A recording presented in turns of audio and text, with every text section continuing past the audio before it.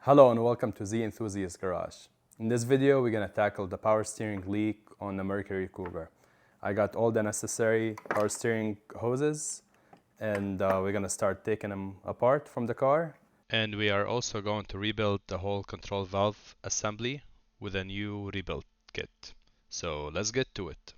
Alright, so last video you saw me showed you guys the underside of the car and we saw that big power steering leak and it's been leaking a lot. I jacked up the car outside on a driveway and sprayed it with degreaser and power washed the whole area just so we can clean it up.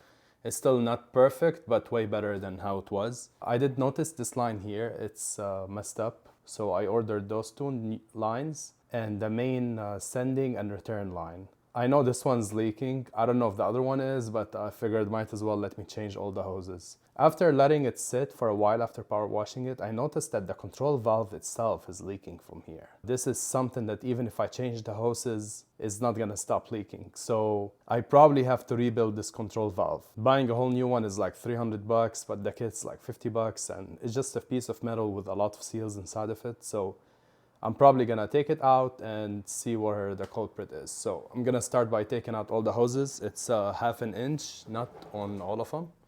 So let's get to it.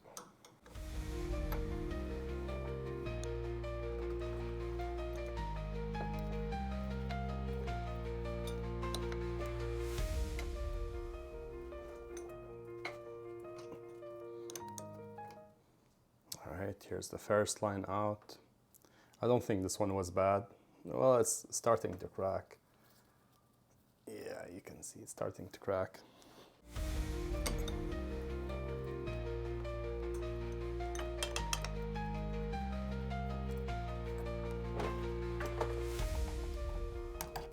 And I already disconnected them from the power steering side. So here's the main one out. I already disconnected it from this side on the power steering. And now the return line is a bigger size.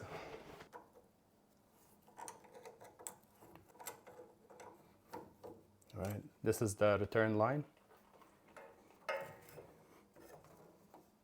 And the return line just had a clamp on the power steering side. All right, and now we have the control valve. No hoses connected to it. So I'm gonna start taking out those two nuts and see if I can push it out.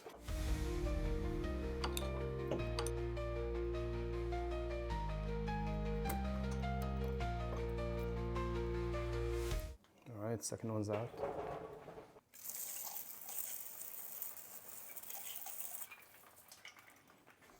All right, so to remove the remaining of the control valve, there's two flathead screws right here on the side to remove the cap.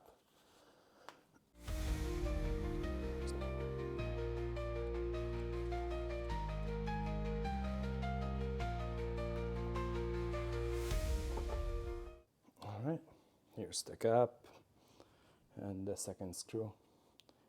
It had a lot of dirt stuck in it, so make sure you clean it up before you try to unscrew it, just so you don't strip the head. And that's the cap over here. All right, after you remove the cap, there's a 1/2 inch nut over here that you need to remove.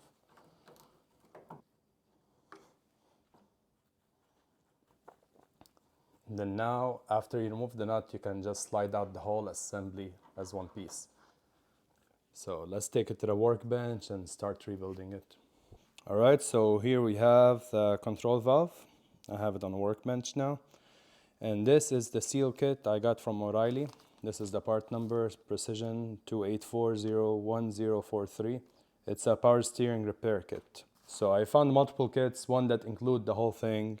Most of the videos I saw, they were removing the whole assembly, disconnecting it from the rack, and then rebuilding it. I don't think that's necessary.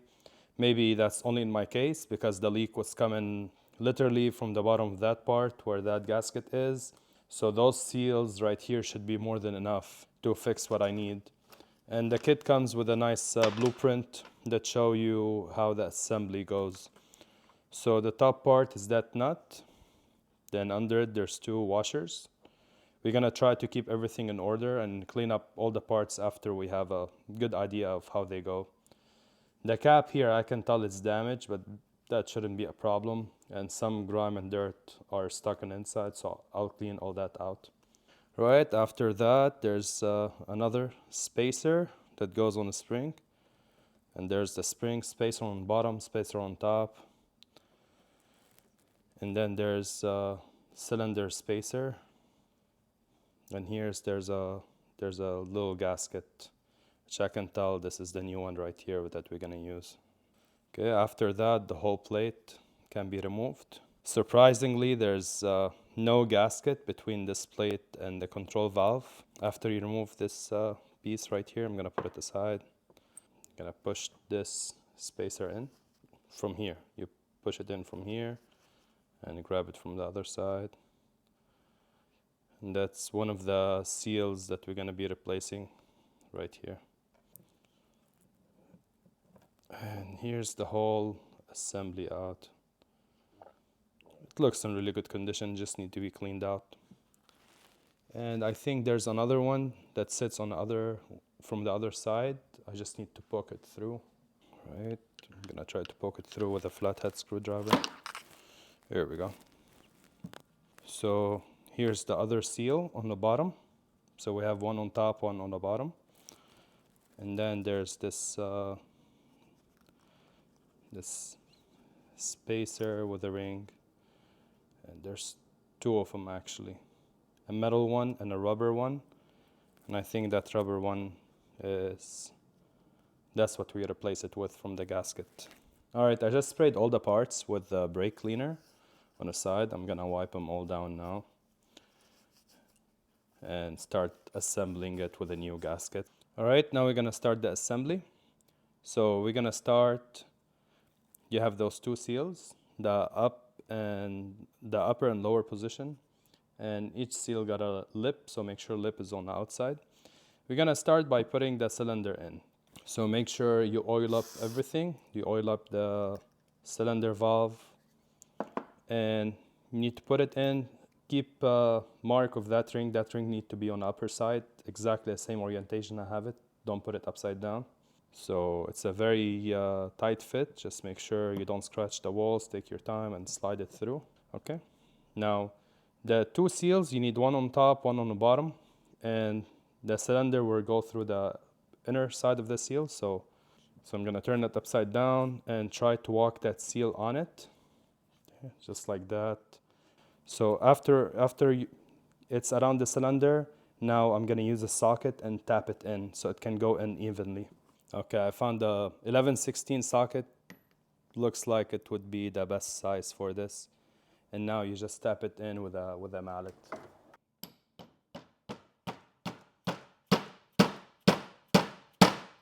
All right, that was a little bit more difficult than I thought. So I found the best way to do it is to put in the top part first, and make sure you always put the plastic piece with a gasket. That gasket comes with a plastic washer. So after I put the top part, I placed it upside down on this spacer, and then I hammered in this side using this metal washer. So now we put it back, cylinder, and then the gasket, and the bottom part should be done. Now we move to the top part. All right, so I put some RTV on that paper gasket, and now I'm gonna slide in the whole assembly on the power steering rack.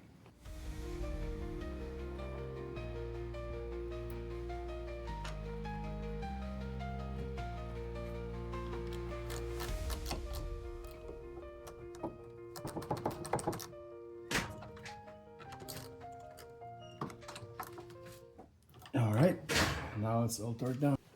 All right, now we start the assembly on the back part. So first you put the spacer. Then you slide on the first small washer, metal washer. You slide on the spring with the two plastic covers. And you put the cylinder spacer in the middle with that spring. Then you put the second metal washer on the outside.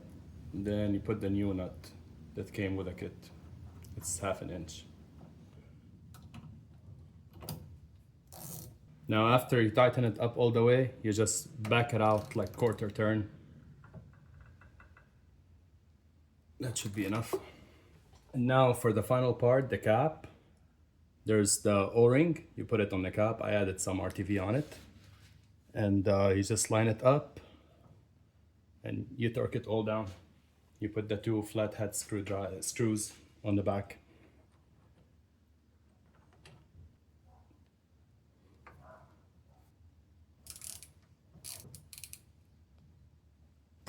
All right, so I routed the main line and return line to the power steering, and I attached them to the power steering pump. Now I'm gonna put in those 2 small lines and attach everything to the control valve. All right, so everything's in and tight right now. I do recommend to straighten up those lines, the smaller lines. I had really hard time putting them on. The original one, it's straight on one side and curved on the other side. The aftermarket one I got, they are curved on both sides, which made it really, really difficult to line up. So I had to put this on my bench vise and straighten it up, and that helped me torque it in. The other 2 lines were pretty easy to put in, and I did some cable management. I put a zip tie here to connect them all together, move them away from the exhaust. So that should be good to go now. I'm gonna fill it up with oil and check if there's any leaks. And that should be it for this video. Thank you guys for watching, and see you in the next one.